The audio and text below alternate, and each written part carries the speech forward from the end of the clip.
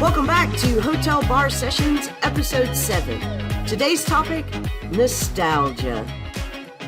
Hey everyone, we are back at the hotel bar after a long day of conference papers, and I'm here with my co-hosts Lee and Ammon. What's up? What's going on, Shannon? Hey, Shannon. It's good to see you both. Good to hear you both.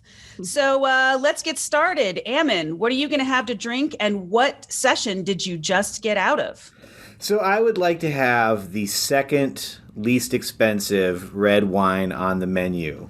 Nice. We'll see what that is. I'm sure it's a good vintage. And I just got out of a very timely session, although it's about an old book. It was called Sometimes Watching Isn't Helping, Mike Mulligan and Antecedents to the Crisis in the Suez Canal. Nice. All right, Lee, what about you? I'm going to have my usual Fireball and Diet Coke. I just got out of a really short session, honestly. The title of the paper was Jordan Peterson is not a good philosopher. And actually, that was also the argument of the paper. The title was the whole session. That works. What about you, Shannon? I think I'm going to have a glass of champagne because I got vaccinated and I'm super excited about it. So I'm going to celebrate. Nice. I think that makes all of us now, right? That's right. Yeah, that's right. All right. Well, I just got out of a session called Dude, Who Stole My Umbrella? A reevaluation of Ashton Kutcher's rereading of Derrida. It was intense. Okay, so actually, Shannon is going to be taking the lead on today's conversation, but I want to give her a proper intro. So...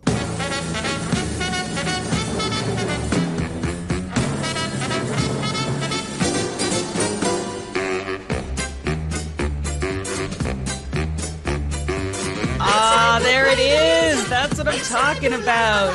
What a way to start off a conversation about nostalgia. Takes me back. Absolutely. Yeah. I really wanted us to talk about this for so many reasons, but one of the main reasons is I just think that nostalgia permeates so much of our experience. And I just think it's worthwhile giving it a fair philosophical conversation at a bar. Agreed. Also think that we have gone through a moment in politics where nostalgia has been so front and center.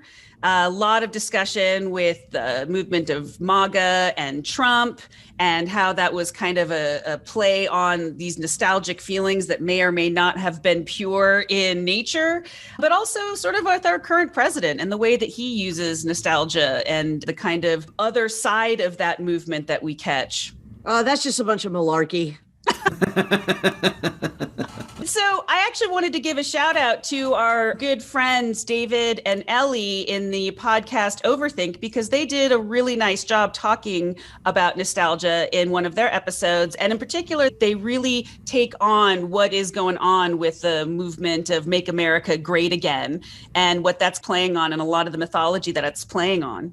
Yeah, that really was a good episode on their podcast. And we're all three Gen Xers here, so we should probably tell our listeners if they want to hear a younger, fresher, more millennial version of take on nostalgia, they should go listen to Ellie and David. But also, seriously, we are such a fan and so happy that there are so many great philosophy podcasts popping up all over the interwebs. So please do take a second and go subscribe to Overthink podcast.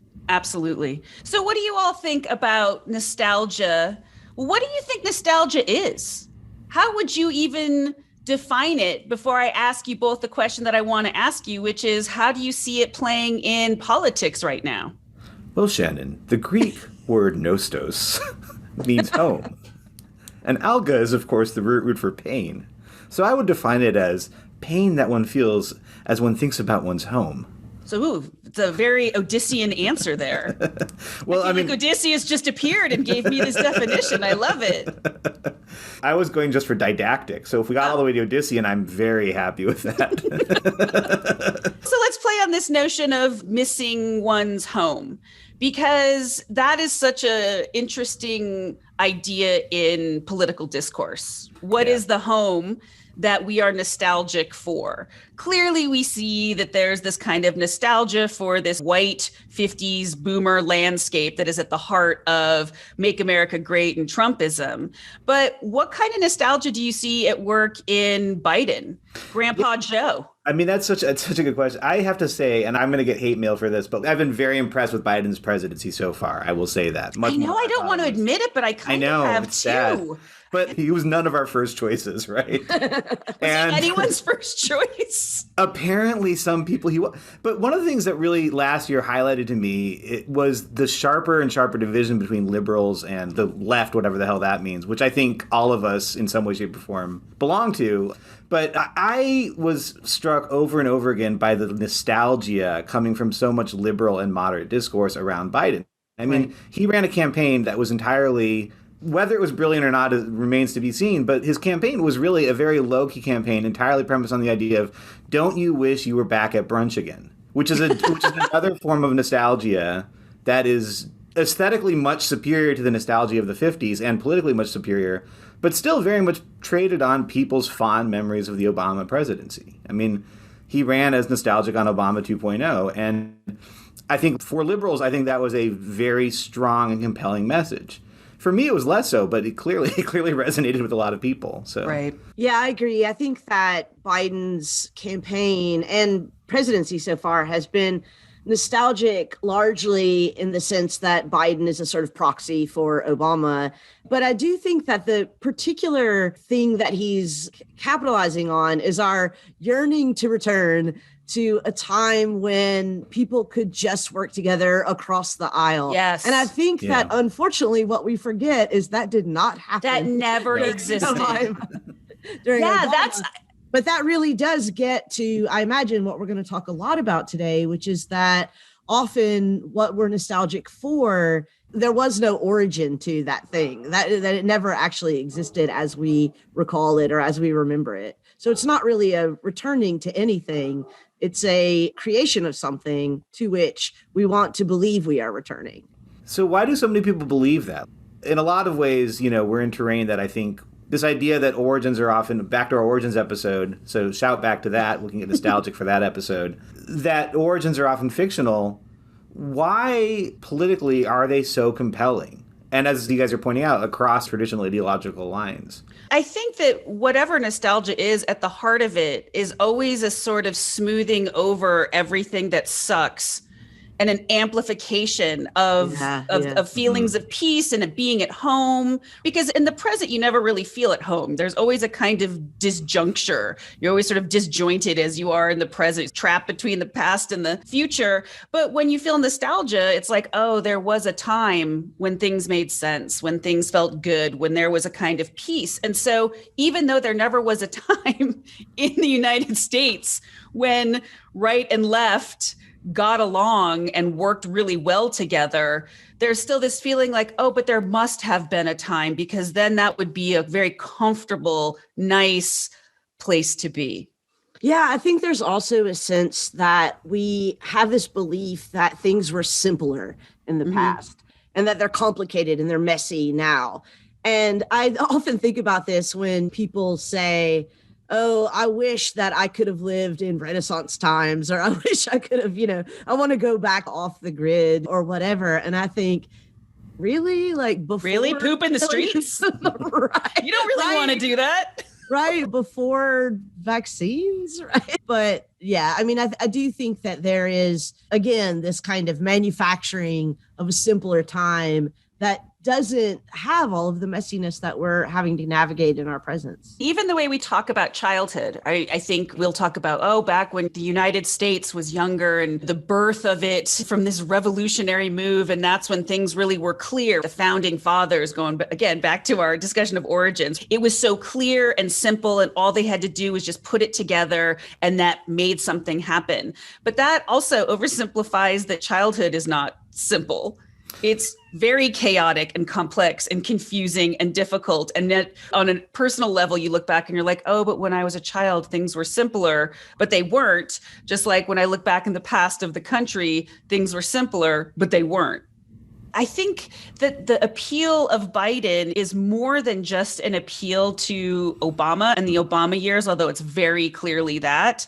But there's also something just really about this grandfatherly presence that he has. I'm here to sort of make you feel like your grandpa made you feel, which is things are going to be okay and we're all going to get along. And it's just a matter of putting some things in order and then the family's going to be reunited.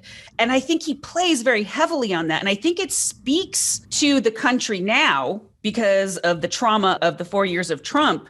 But I wonder, is that just a basic political technique that a lot of politicians use in order to make us feel this nostalgia for these figures in our past that made things feel okay? I'm worried that it is. I mean, I but it's interesting because, so supposedly 2020 was going to be, the country has moved further and further. The country is more diverse.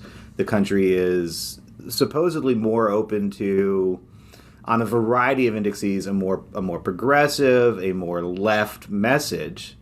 And yet, ultimately, the message that the winning team went with was, no, we'll be the nice grandpa instead of the mean grandpa. Right. And it I don't know. I mean, is nostalgia always conservative? Why does it have to be the enemy of, or does it have to be the enemy of these sort of more progressive impulses? I was thinking when preparing to have this conversation with you both that nostalgia has never been a motivating force in my political sensibility. Yeah, me neither. I always feel like my political sensibility is very future looking, like what is the promise? And that's why the first time around, I was a huge Obama fan. I felt like this is someone who is forward looking and who realizes that there's nothing nostalgic about American history, or there's nothing about American history that we should be nostalgic about, at least as far as politics is concerned. We need to be moving forward. There are a lot of changes that need to be made. There's a lot of good that needs to be done.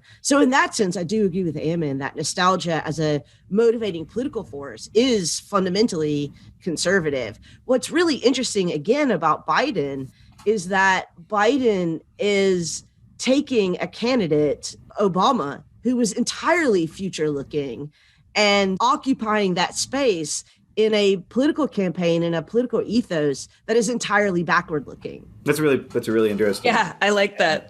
That's good.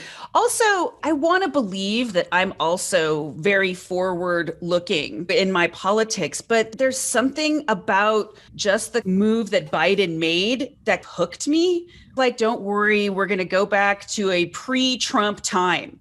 And I know it's a fiction and I know it's completely wrongheaded, but there is this kind of allure to just saying, okay, we're just going to blot those 4 years out because they were so brutal and so traumatizing. And we're just going to go backwards and just pick up and move forward, which is, of course, impossible. But I really find myself having to remind myself not to fall for it.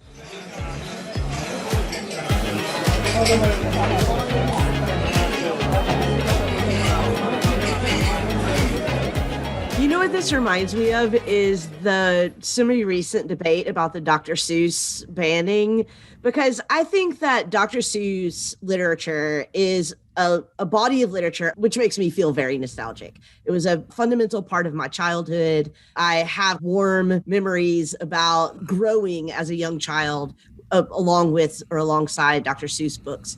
And when I go back and look at the problematic Dr. Seuss texts that have recently been discontinued by the publisher, I go back and I still feel that nostalgia, but that nostalgia is about a lot of things that are not politics. Now, when I go back and look at them, I'm like, oh God, these are horrible. Just to use an example, one of the books that's been discontinued is If I Ran the Zoo. And one of the reasons that it's discontinued is because it has these really horribly racist figures of both Asian people and Africans in the book. And I'd, of course, forgotten about it because when was the last time I actually looked at a Dr. Seuss book?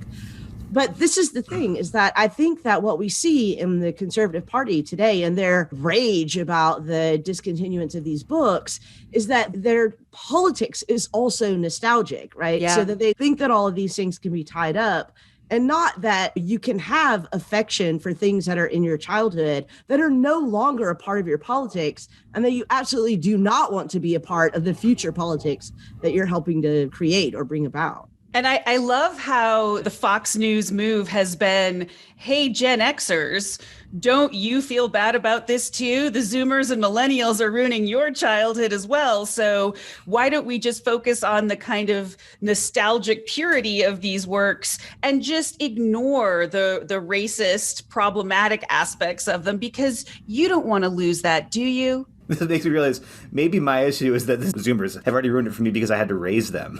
And so I read the books to them. It's true. I was thinking Lee was like, when's the last time I read that? I was like, I read that to my kids and thinking, I read it not that one, but I do think that because I had to contend with this when I was reading them to my own kids, like it didn't strike me as anything that weird to do. I had already processed, what's the valuable part of these experiences that I think really can be preserved, can be carried on, can form parts of new traditions without sort of having to carry on the problematic aspects. But that was all premised on having, as an adult, already critically engaged with that. I think one of the interesting things about conservative politics right now, and something that I think is maybe worth talking about, is we often talk about this in the context of a digital divide too. We're used to a world in which we're awash in the ability to access the past. And it seems to me that part of the way in which this nostalgia is being motivated in explicitly resentful ways right now has to do with the fact that it's not that people are forgetting the past. Oh, you young whippersnappers don't know what's going on in the past. It's that they can critically engage in the past without this bypass through the gauzy, filtered. Lee used the word of forgetting those pages, right? The archive preserves them in all their ugliness. Yeah, that's such a good point. And I think that all nostalgia always is in some part a remembering and in some part a creation. And because younger generations can go back and look at the things that we thought we remembered one way, and they could say to us, no, you remembered it wrong. It wasn't that way. That this is absolutely something that is brand new in human experience. Which makes me wonder, what is nostalgia going to look like for Gen Z especially, and the millennials certainly, but definitely Gen Z, where it's going to be everything is already present and easily accessible, and you don't have to go find these things and get the VHS and get the book off the bookshelf, but it's just right there. You can click and see everything from your past. And I just wonder how that might affect their feelings of nostalgia. Nothing is ever forgotten. So you don't get to recreate your version of it. It shows up in your memories on your timeline exactly as it was. I want to switch gears a little bit here and maybe get into some of the more philosophical ideas of what nostalgia is, because this is actually why I wanted to even have this conversation in the first place. I'm absolutely fascinated by philosophies of nostalgia and philosophies that use nostalgia. And I think that's probably because I do a lot of Hegel. And I think that Hegel is largely just a nostalgic philosopher. I mean, this entire recuperation of the past as necessary in order to see where we are. And then when you look to the future, he's sort of like, I don't know, we'll see. So it's sort of this entire construction of the history of philosophy as this beautiful past leading up to the present, but then who knows where it's going to go. Is it going anywhere? I thought that according to Hegel, history ends in 19th century Germany. Yeah, it's kind of weird, that's where all the racist stuff comes in. And he's like, maybe it'll be in America and the African slave trade. And maybe that's where we're going to see spirit go. And that's where you're just like, no, that's what happens when nostalgia totally poisons the future. Right. It's just like, shh, please don't do that. Stop talking now. Stop talking now, please. Georg, hush. That's right. For me, the most interesting on the idea of nostalgia is Camus. And I think that the myth of Sisyphus is really where he talks about nostalgia all through the entire series of essays. You're blowing my mind right now. I have no memory of this. I know. Well, I'm about to construct a nostalgic memory for you that you can then rely on to feel really sad about in the future. No, he actually defines the absurd. as the kind of contradiction between this sort of desire for unity and wholeness and sense, which he specifically says is nostalgia. This sort of like, oh, back when things made sense and were whole and we belonged, even says it's like this Parmenidean one, and the fact that the world doesn't care and is inherently meaningless.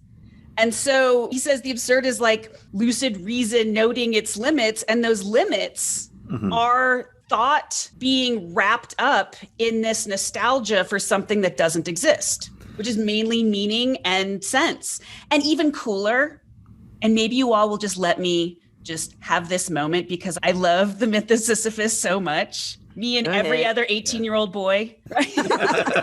That's how I always think of you. So the myth of Sisyphus essays are based on the myth itself, where Sisyphus loved life so much that he refused to actually go to Hades and die. And so the gods punished him by making him roll the rock up and have it come down and roll the rock up for eternity. And Camus says that the rock is nostalgia. It's the nostalgia for the life that he had to live. I know. So will you? My mind is. So I just literally did the mind blown on. I know. How did I never? Can I just read it to you? I know. Just pretend. All right, I just pulled this from my briefcase. Hold on. I'm getting my cookies and glass of milk. I'm sticking with the wine. All right. All right. When the images of earth cling too tightly to memory, when the call of happiness becomes too insistent, it happens that melancholy rises in man's heart. This is the rock's victory. This is the rock itself. The boundless grief is too heavy to bear. These are our nights of Gethsemane. So, okay, wait. So if this is right, which is you're blowing me away right now, seriously. Yay. So the rock is nostalgia. Yeah. Which means that it's Sisyphus's attachment to his past life that is forcing him. It's not the gods, which is hilarious, right? Because remember, Sisyphus is in the underworld because he kept on tricking Zeus out of death. And so now the point is Zeus is like, haha, joke's on you.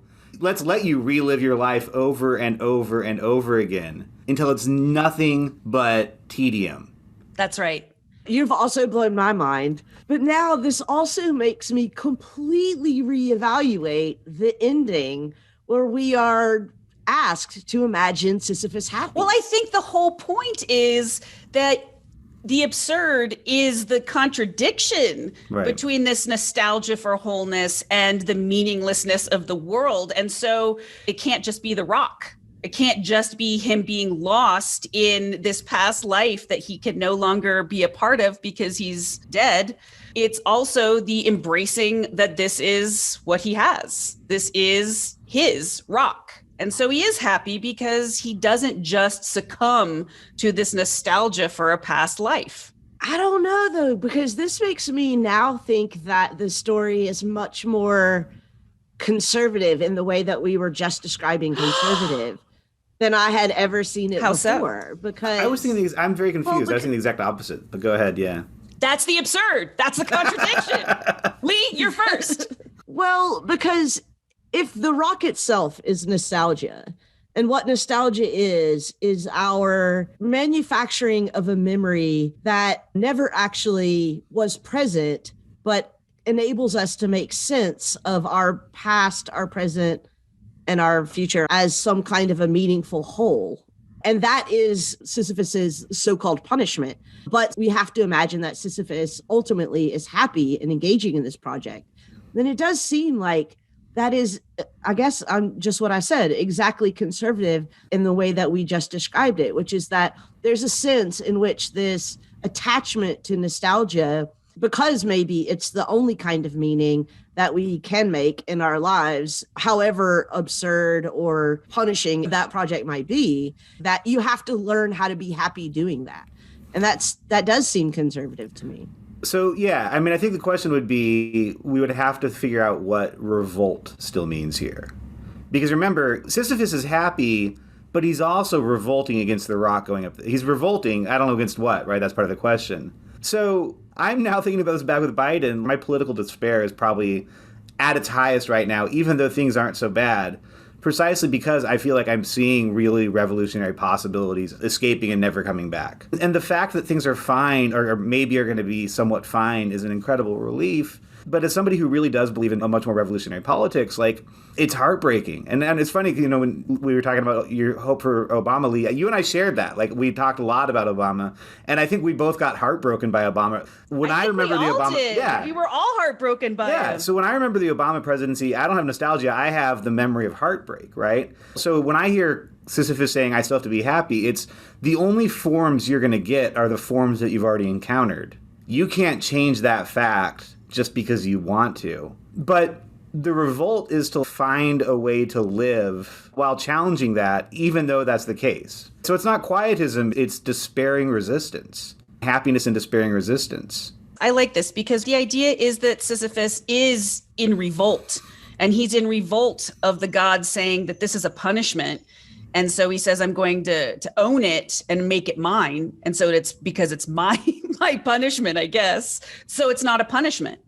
But you're talking more in the sense of revolt as in political revolt, which is in grave danger of being put completely to sleep. I mean, as bad as the Trump years were, there was still a sense of, we don't like this story of nostalgia for this racist, hideous past that in some ways existed, but only existed for the benefit of a very few and really was devastating for everybody else. And so therefore is not a past to return to. So maybe we can envision new futures because we reject that nostalgia for the past. But now there's kind of this soporific effect of, well, it's okay now. You're going to get the vaccine. You got a stimulus check. And everything's just going to go back to normal. Back to brunch. Back to brunch. I don't know. I mean, I think that, and I'm just spitballing here because, again, Shannon just blew my mind. And I've never really thought about the story this way. But my understanding of the story was that the revolt, in just simple terms of the plot, was that he doesn't sit at the bottom of the hill after he discovers that he's just going to keep having to push it back up the hill again, but he continues to push it back up the hill. So the revolt is against the absurdity. And it seems like what he does, instead of embracing the absurdity in the kind of future-looking sense, is attach himself to nostalgia, is to make the rock itself meaningful, which of course is not really a revolt against the absurdity as much as it is a kind of, to use Ammon's term, a sort of quietude, a kind of acquiescence to the absurdity, but in an attachment to nostalgia. But the nostalgia is the rock, right? That's the victory of the rock. And the rock isn't supposed to be the one that wins. It's supposed to be Sisyphus that wins. So nostalgia is the weight of the past pulling us backwards instead of living in the now, in the present, and perhaps in what we were just talking about, envisioning different futures. So but that's the revolt is against the rock. But that would make sense if the rock was the past and not nostalgia, because nostalgia is not the past. Nostalgia is a project that it's a pull towards the past, though. I mean, it is definitely a pull of the past, whether or not that past existed. I mean, sometimes the past does exist. If you have nostalgia for a trip you took or a relationship you had or a dog you had from the past, I mean, that really existed. It's just not in the way that you fantasize it does in the present. I suppose maybe that's what I want to take issue with, is that I don't think nostalgia is about the past. I think nostalgia is entirely about the present, because the referent is not the past. The referent is the present memory of an origin that never was. Well, so, I mean, sticking sort of with phenomenological tradition here, that the present is this co-production through anticipation of a future and memory about a past. You're pointing out it's this domination of forms of past production on present possibilities for meaning. What would Derrida say about this? Well, he has a word for this. What is it? Hauntology. Hauntology. No, Right. I really think that we're talking around this idea in Derrida, and I know that you both absolutely heart Derrida. And so I really want to talk about this because I think What little I understand of the concept is that it's saying that we are haunted by a past that is no more and may have never been, and a future that is not yet and may never be. And that ghost-like experience that we're talking about, and I think plays off of what Lee was just saying about it's not really about the past. If I recall correctly, the book where hauntology, and because my French has been made fun of before, and that's going to be a recurrent theme, we'll get nostalgic for it at some point. So the key is that in French, I guess, hauntology and ontology are both pronounced hauntology. I'm sorry to French people in advance here, right? Philosophy Matters will really appreciate the fact that you pronounced it properly. I did not do it properly, I'm sure, is what I'll learn.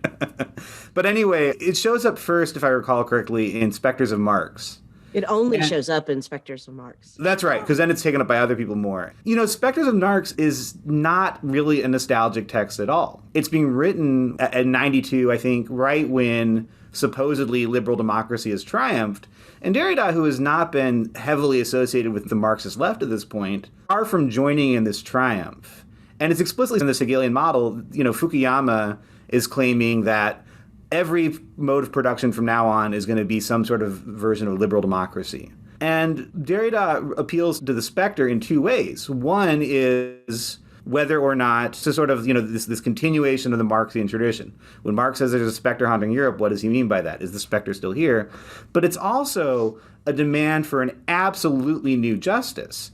And the way that figures into this idea of haunting is through the figure of Hamlet. So this ghost shows up at the beginning of the story, and the question is this really the ghost of Hamlet's father? In other words, is this the nostalgic ghost, or is it a ghost which has come to announce a wholly other future? And Derrida leaves that open-ended. I think that when I'm reading Sisyphus, now that I'm rereading Sisyphus, like rewriting it in my head as we go here, it seems to me that the revolt is basically in saying, even if the only thing I'm given, even if Reagan and Bush and Clinton and Thatcher have conspired to destroy world politics for the next 30 years, and Clinton is going to come and laugh over his grave, and even if that's the only thing that you, Ammon, personally are going to be able to live your whole life, right, is this nonsensical neoliberalism, and it's going to suck every single time there's a new election, you can still hope, and you can still fight for a genuinely revolutionary moment, even though you know it's never going to come, even though it's going to be Harris in 28 and then Buttigieg in 34. And these they're going to just dominate for forever. I love this. I think it's absurd. That's the absurd. But I think that Ammon's explanation there is also really helpful in tying these two operative moves in Derrida's corpus. One of the ghost, which this is the kind of funny thing about the ghost, is that the ghost was never present. So when people say the ghost returned, well, obviously the ghost didn't return because, the ghost is a memory and a present apparition of something that was real, but the ghost is not something that existed in the past.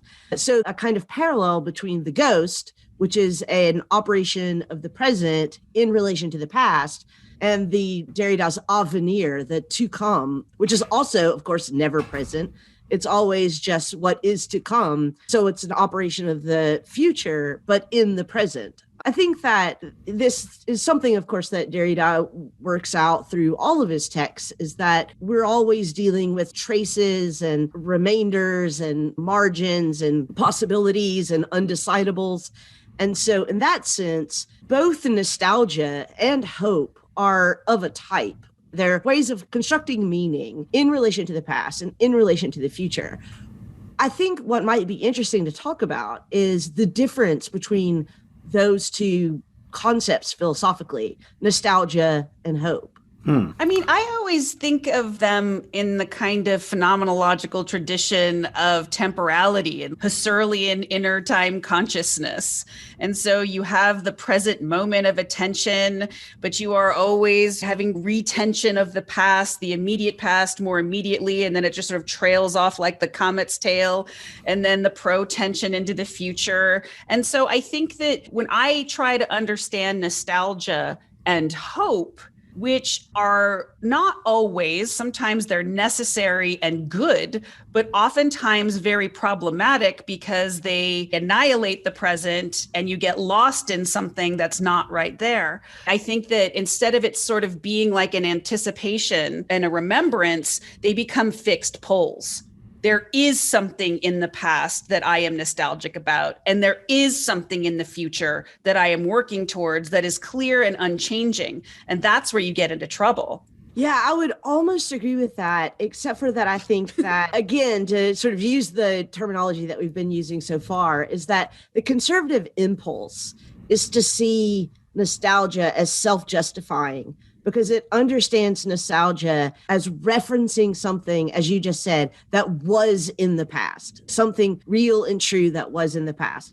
I think even conservatives, when they talk about hope, don't talk about it as something self-justifying. They talk about it as something that is a project in which we have to engage, that there's nothing definitely out there in the future that is real and is true, that when we hope, we're hoping for. Now, okay, what about the rapture? I'm leaving out, obviously, religious versions like here, I mean, Paul defines hope as the assurance of things not seen. So it feels like an assurance, but it's not an assurance in reference to something that you believe is actually there and is actually real. And what about but don't you think that there is an element in that conservative nostalgia of this long lost time that is precisely what is hoped for? That we can take that and not just miss it, but transplant it as the future goal. I totally agree with that. And I think the problem is that the sort of self-justifying understanding of nostalgia on the conservative view, because it doesn't understand the nostalgia itself as a hope and not a remembrance, is the problem. So that's how it's self-justifying. To bounce this back in Husserl, actually more in Heidegger. So I am going to cite myself, and I'm really sorry. I'm going to try not to do that very often. But I've tried to argue before that they're operative in Heidegger, and that this is what Derrida really picks up on precisely in the stuff that we're talking about, two radically different modes of futurity. And the one that we're calling hope here has nothing to do with our projects. It's entirely a deconstructing force, even in the Heideggerian corpus. The problem, of course, is that we can only ever recognize that by reference to what we think we're hoping for. Kierkegaard, falling on Paul, again, in Religious Faith, makes this very explicit.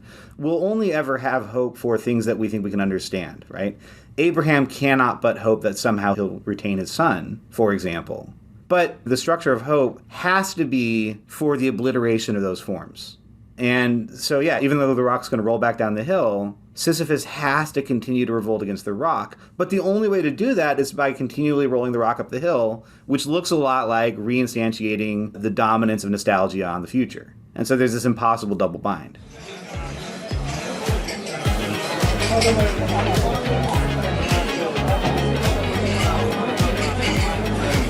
Love to hear from you in the comments on our Hotel Bar Sessions Facebook page.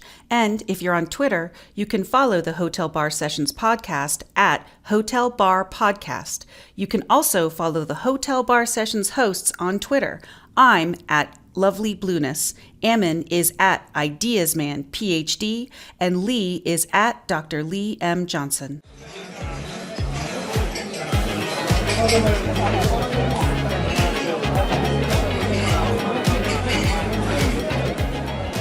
So that was a great conversation about the philosophical aspects and political aspects of nostalgia.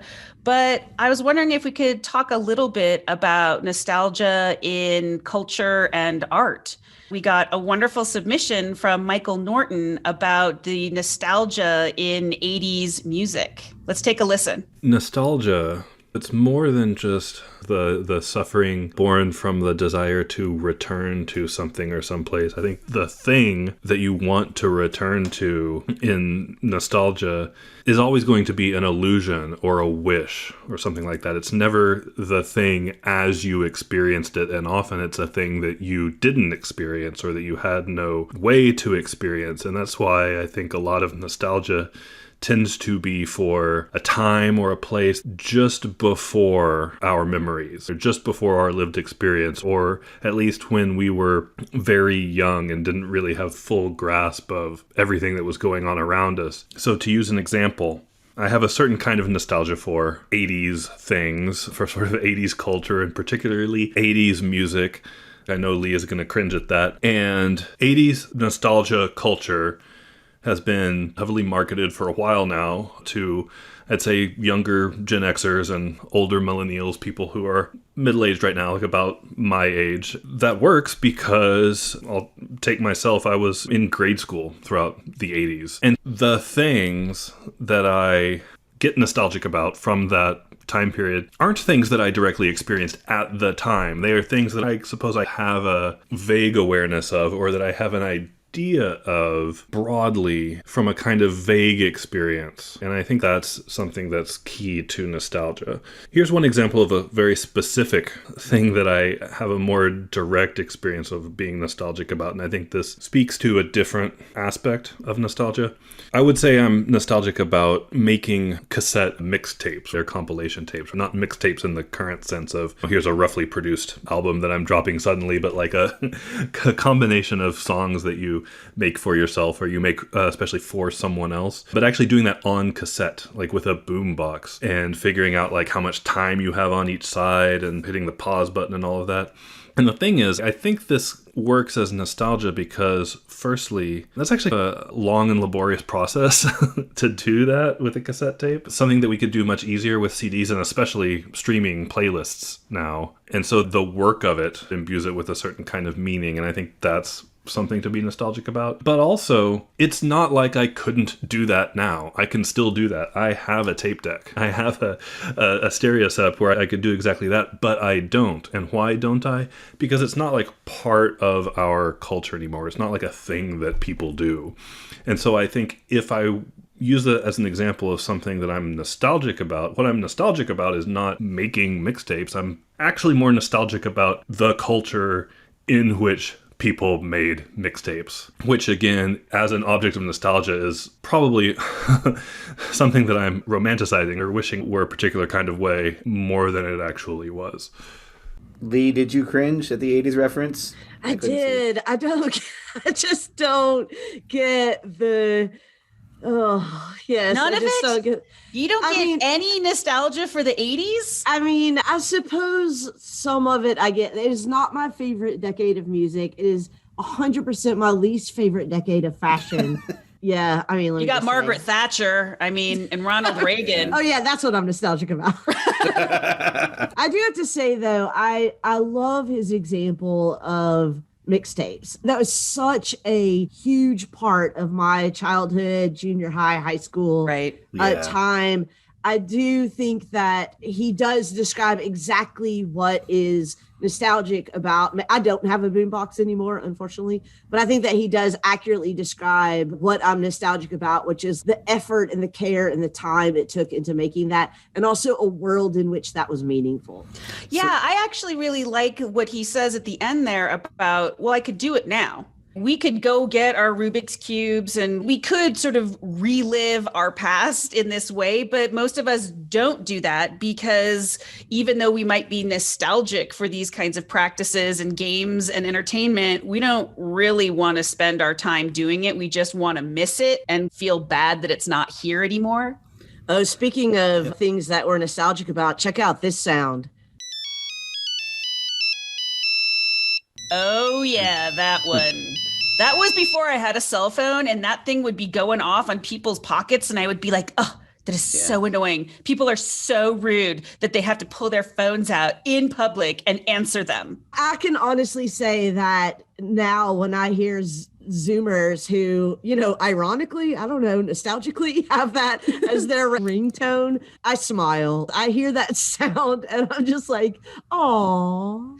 So actually, this whole 80s aesthetic thing I think is really interesting. Have either of you read Mark Fisher's Capitalist Realism? No. It's a wonky book. It's problematic in some ways. I mean, it's 10 years old now, but how basically this kind of reincorporation of the nostalgia for the past, especially things like the past from the 80s and even the 90s, has become so all-consuming by the capitalist entertainment complex that it's prohibiting and preventing really new forms of thinking and entertainment and music from happening. And I mean, it sometimes sounds a little like get off my lawn, old fart. Things just can't be new anymore like they once were when Kurt Cobain was singing.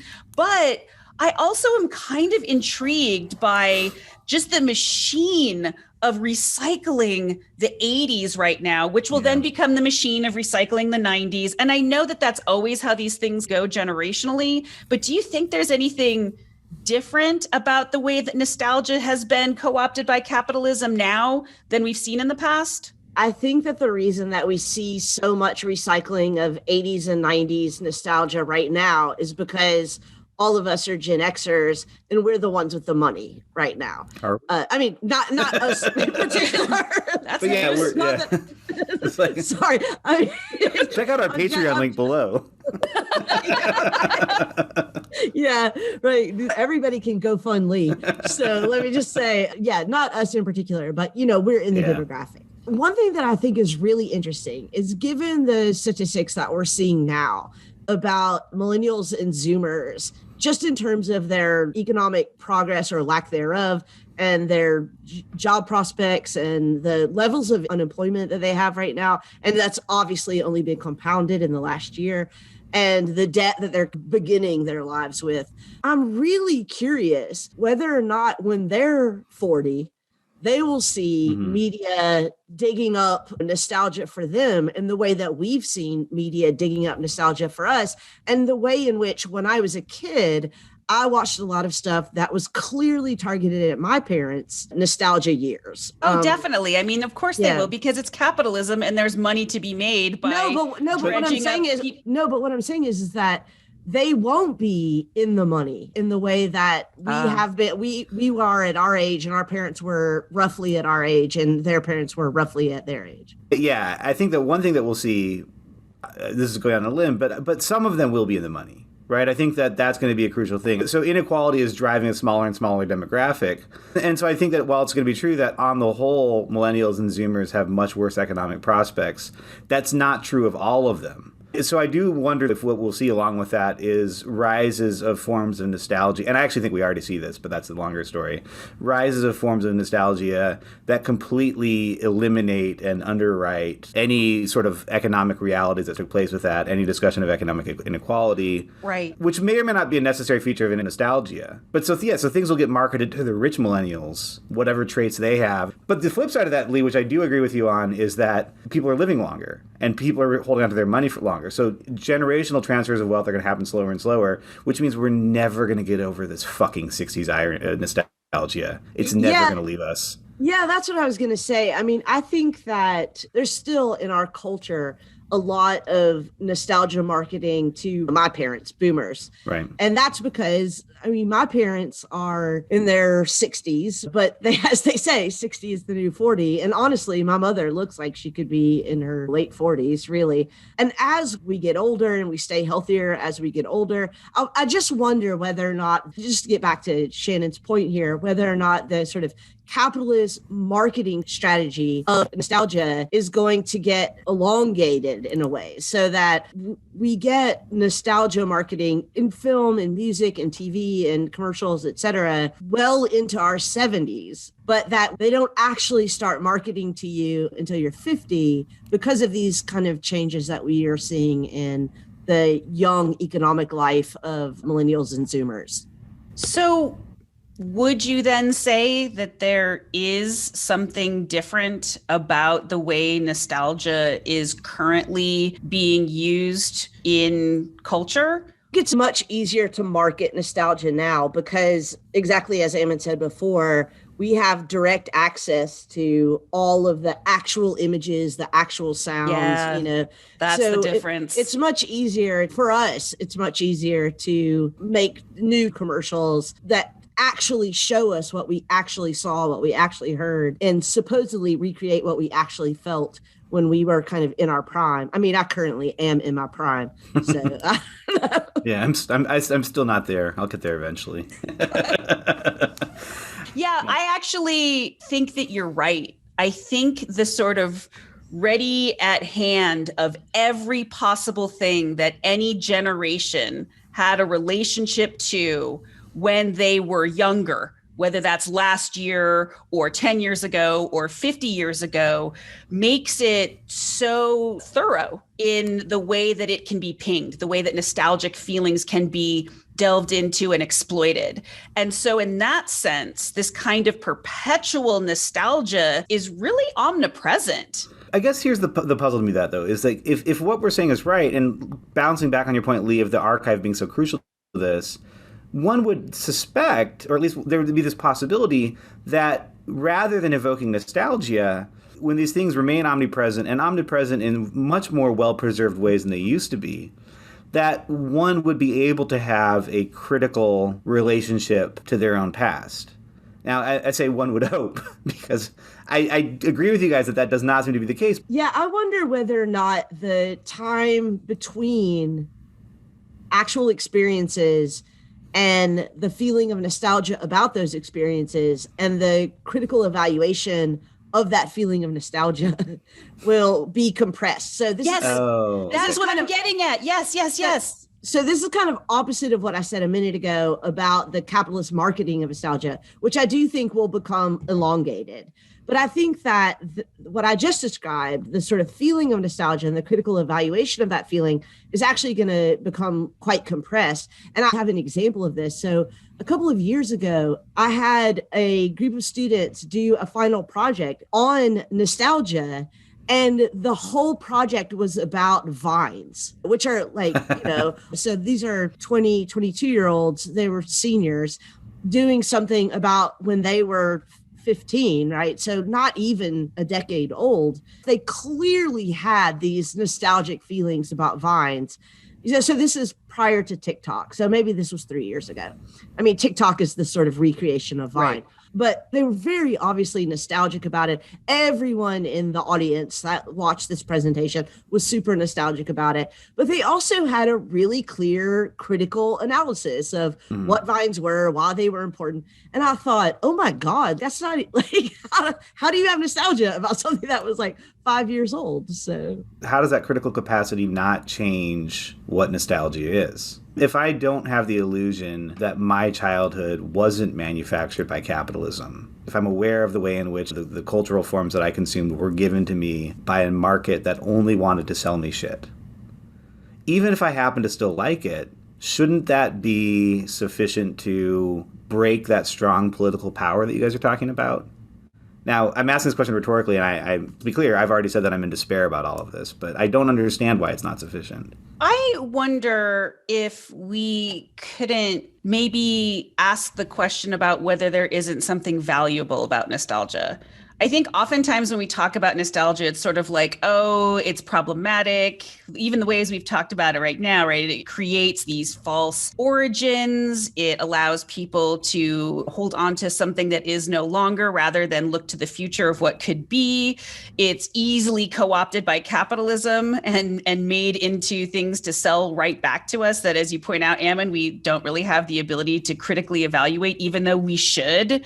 And it should be easy for us, especially those of us who know better, to do so. But I wonder if there isn't something positive about nostalgia.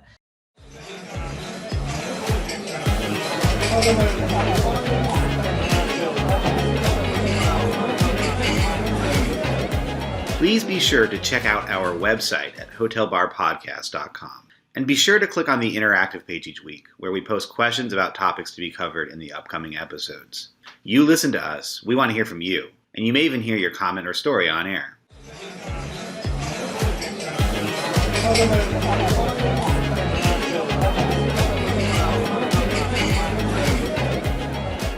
So we got another listener, Martha, sent in a clip about something a little bit more positive in feelings of nostalgia that I wonder if we could take a listen to and then continue this conversation. So nostalgia for me are these hearkening backs to times where I felt valued by like your parents or your grandparents, somebody in your life you look up to, like your mom teaching you how to make strawberry jam, or my dad introducing me to one of his favorite Pink Floyd records. You know, it's like that bonding, those moments of feeling valued, feeling special, feeling loved, and the person's not doing it for any other reason than just to have that moment with you. And it's wonderful, it's unique, and it's something you always carry with you. And I also think that we look for instances of simplicity in our lives, you know, freedoms to run around the neighborhood on our bikes and, you know, not wear shoes while we're doing so. Things like that. You know, I think if all you need to do is just talk to a psychologist, and they'll tell you that their patients are just looking for those moments of feeling valued and feeling free of all those stresses of life. And I think that, you know, Epicurus had it right when he was teaching us that we should be living a life free of fear and pain. Makes sense to me, especially in a nostalgic sense. That's what we want. We want those warm, loved moments, and they're unhindered with the stresses of the outside world, and nothing like that can touch those, and those are kind of sacred in a way. So I think that Martha raises some interesting points there, which is that sometimes nostalgia is actually good. It can ground us. It can recall things that we may want to recall, bring back people who may not be here anymore, or experiences that we don't have anymore. And it can make our experience of our world richer, not necessarily just create false origins that produce negative impacts. I 100% agree with you that it definitely can make us feel good, and it definitely can make our lives richer. I disagree that it isn't still creating false all memory. And so I would say that nostalgia is good only in as much as it is coupled with a critical awareness of the fact that it's a reconstruction of the past that has motivations that are located in the present. What about you, Ammon? Do you think that there's a positive aspect to nostalgia? Yeah, I mean, after I was just harshing on it so much, you know, Martha's example, I think, which is really lovely, does seem to me, and I'm wondering if it, and I don't want it to just be this, but I'm wondering if it's as simple as saying it's the political use of nostalgia which is problematic, and that in our personal lives, like, yeah, we miss things, we want to reconstruct things we miss, and that's an important part of how we put things together. Is it just as simple as that those are very private and personal, and that it's when they become collective that it becomes problematic?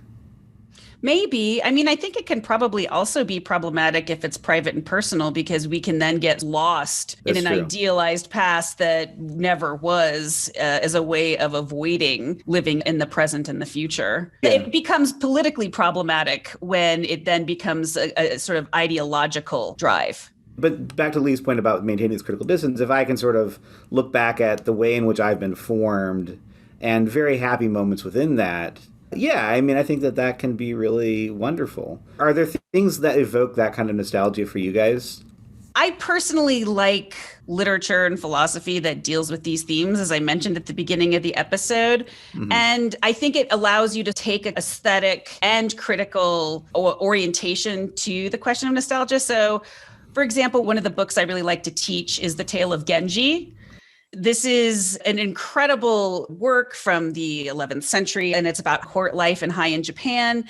And it plays on this theme of mono no aware, which is basically a kind of sadness of things that change. So all throughout the Tale of Genji, there's, oh, this person is so beautiful that they're not long for this world, or even the actual cherry blossoms and the ephemera of nature.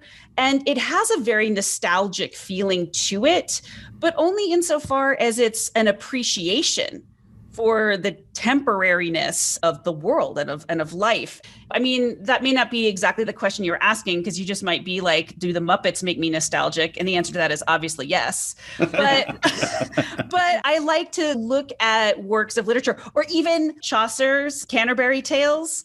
And the wife of Bath, when she starts her story, she talks about how there used to be fairies in the world. And then the clergy comes in like dust motes and just scares away all the fairies. And so now we just have this completely magicless world. The clergy in Lee. Yeah, that's right. In Lee. Right. This sort of, and what's nice about it is it's like, yeah, maybe she's being nostalgic for King Arthur's court, but it's the criticism of religion and the dominance of religion and the way that it's squashing the fun of existence. So I like those kinds of things because they both play on nostalgia and themes of nostalgia, but without leaving you on the islands of nostalgia. I would say for my part that I think that the time in my life that I am most nostalgic about were my grad school years. Both of you are obviously a part of that.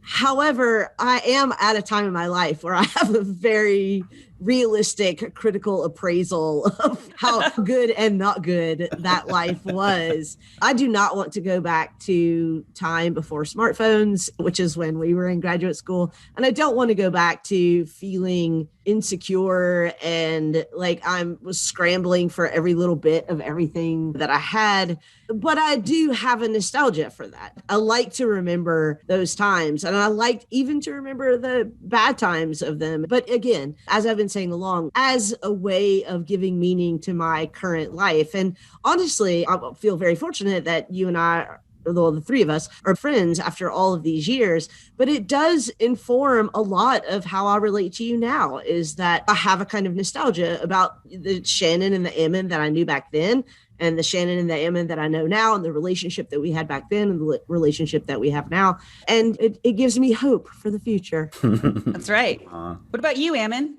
Blue Sky. I didn't for a long time let myself watch Big Love for a lot of reasons that we've already explored in other parts of this podcast. And when I finally did last year, during COVID times, like it made me, in living in, I hate the weather of Ohio. I don't want to criticize Ohio too much, but I hate the weather here so much. Oh, that's okay. You can. Yeah. And the blue skies in Big Love in Utah. And again, like I have no illusions about what Utah was when I was growing up, what Utah can still be, why I left the Mormon faith. But when I see the blue skies and I can like smell the pine wood when they're going to the weird polygamous compounds. To be clear, I did not grow up on a weird polygamous compound. Not that there's anything wrong with that, but I can remember the smell of the pine in the mountains where they're going. And that matters more than all the reasons I left. Aw. I love that. The sky isn't always so blue, though. We have a lot of inversion and pollution. So That's true. I don't know if that makes you feel any better, but those blue skies are rarer and rarer. Lee, do me one favor. I want to hear the dot matrix. Oh, I have so many fond memories of this sound. I will tell you about that sound, a really funny story that I heard about one of my professors at University of Memphis. And I'm not going to say his name because I don't know if this is a true story or not, but the story was, so this is back in the time when people used to print out their papers on dot matrix printers, which for those of you who are familiar with these meant that after you printed it out, you had to sort of peel off the sides and then peel apart the perforations of every single page. Anyway, he had these very strict page limits on his papers that he would assign for his seminars.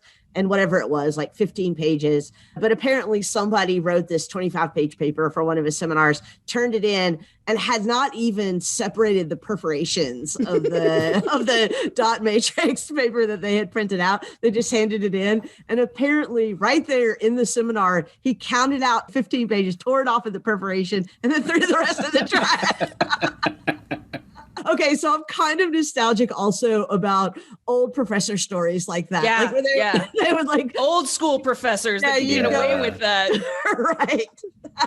And there's nothing problematic about those old school professors. Oh, of course not. So it's fine. That was an idyllic Being time. publicly humiliated in front of all of your classmates is such No, that's a fine. joy. As your professor smokes in the class. Right. Well, I'm already nostalgic for the time that we had together when we were but young pups in graduate school. But I'm also glad that we are still friends in the present and hopeful in the good sense that we will continue to be friends into the future as we start the revolution. So what are we going to talk about next time, speaking of the future? So next time we're actually going to be talking about apocalypses, plural. So I'm going to be taking the lead on the next episode. And I just want to tell everyone this topic was motivated by the fact that I became more and more aware over the last several years that my students, in my view, have a really apocalyptic sense of their own futures and their own lives. And for very good reasons, environmental, political, biological, technological. And so we're going to talk about the many and very different ways that the end might arrive. So I'm really looking forward to that. Me too. Nice. Okay, you guys, it looks like we've gotten, once again, last call at the hotel bar. So I will catch you next time to talk about our impending doom. See you then. Looking forward to it. Bye, y'all.